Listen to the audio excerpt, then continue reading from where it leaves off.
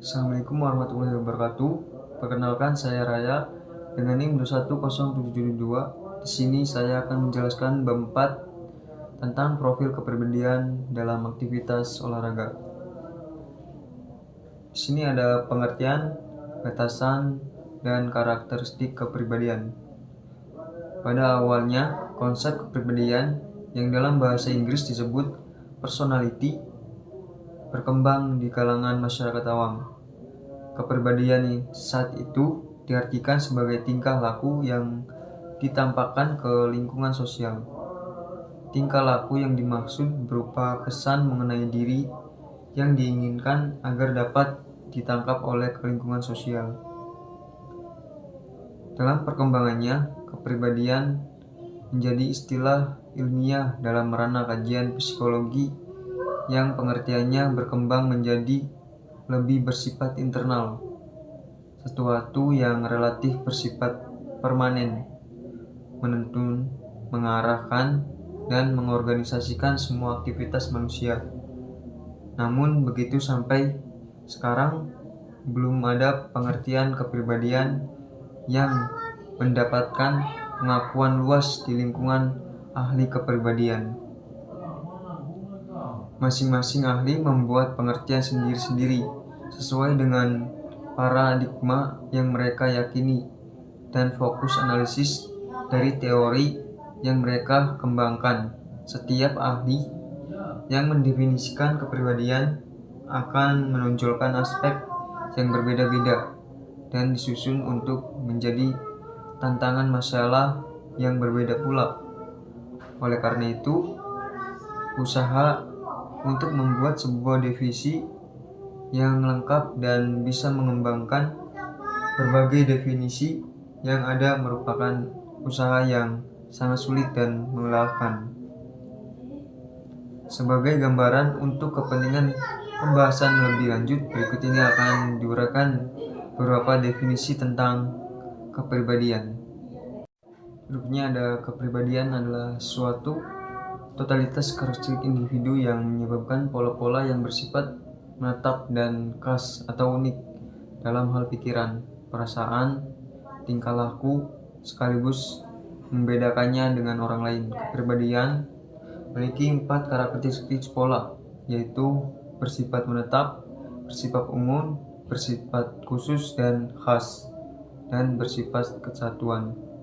Ada 3 teori utama tentang kepribadian, yaitu teori psikodinamik, teori sifat, dan teori belajar sosial.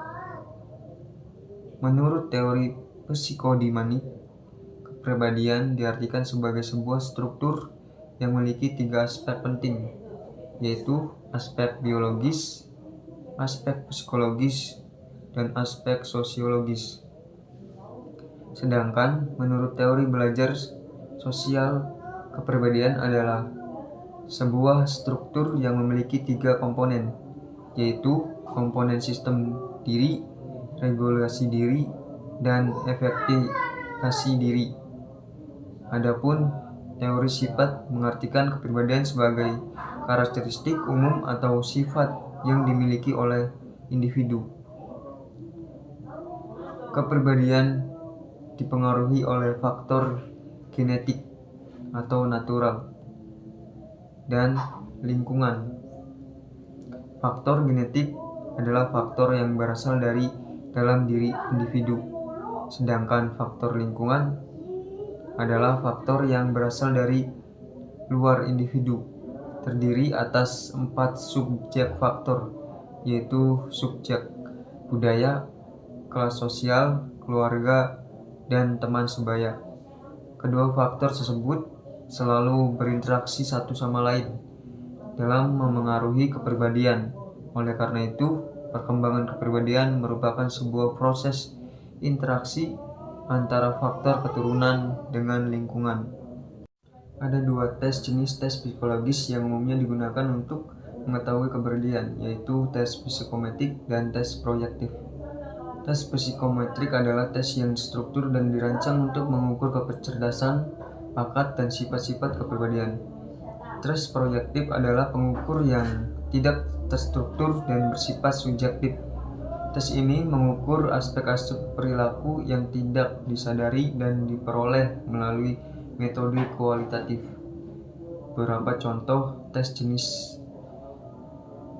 antara lain tes Rosberg, tes Draw-A, Pearson, dan Lensgren Visual Motor,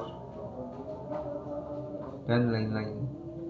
Dua jenis alat ukur psikometrik yang sering digunakan di bidang olahraga adalah skala penilaian dan kuesioner.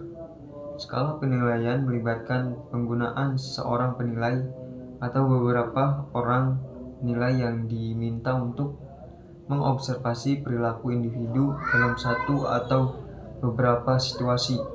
Umumnya ada dua jenis situasi dalam pengukuran kepribadian yang biasanya digunakan skala penilaian, yaitu interview dan observasi penampilan. Sekian dari saya, kurang lebihnya mohon maaf. Wassalamualaikum warahmatullahi wabarakatuh.